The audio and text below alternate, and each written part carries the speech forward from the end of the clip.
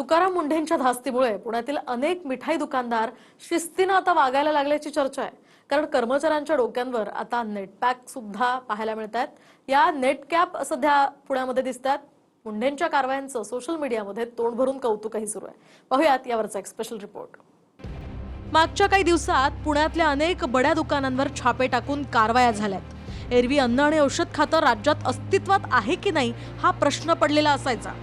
मात्र तुकाराम मुंढेंच्या धास्तीनंच अनेक मोठ्या शहरातल्या दुकानांची चित्र बदलू लागली आहेत। दुसरीकडे मुंढेंनी फक्त भेसळखोरच नव्हे तर अपायकारक गोष्टींच्या जाहिराती करणाऱ्या अभिनेत्यांकडे सुद्धा मोर्चा वळवलाय। विमल पान मसाला इलायची याचा प्रचार केल्याबद्दल अभिनेता शाहरुख खान, अजय देवगण आणि टायगर श्रॉफ यांना कारणे दाखवा नोटीस बजावली गेली आहे। पान मसाला कंपनीच्या जाहिरातीसाठी हे 3 अभिनेते एकत्र आले होते। या तिघांना विमल पान मसाला इलायचीच्या जाहिरातीतील सहभाग तात्काळ थांबवण्याचे आणि त्यांच्या अधिकृत सोशल मीडिया हँडल अथवा वेबसाईटवरून जाहिरातीशी संबंधित मजकूर काढून टाकण्याचे निर्देश देण्यात आलेत। या कलाकारांवर कायदेशीर कारवाई का करू नये याचं सविस्तर लेखी स्पष्टीकरण 15 दिवसांच्या आत देण्यास सुद्धा सांगितलं गेलंय।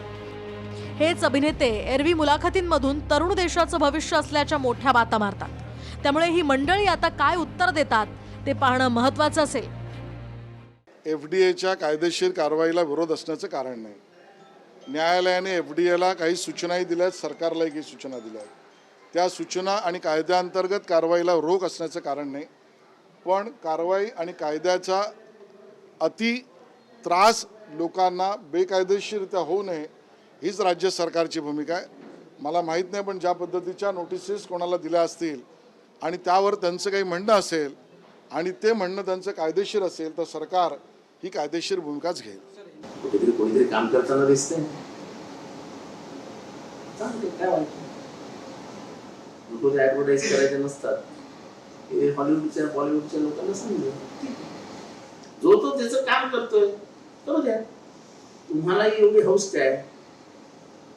त्यांनी जाहिरात केली त्याला नोटीस मिळाली, तुमचं काय म्हणणं आहे? अरे माझं काय म्हणणं असेल, कायद्यानुसार घडते ते कायद्यानुसार लढायला पाहिजे बस। Bureau report, TV9 Marathi.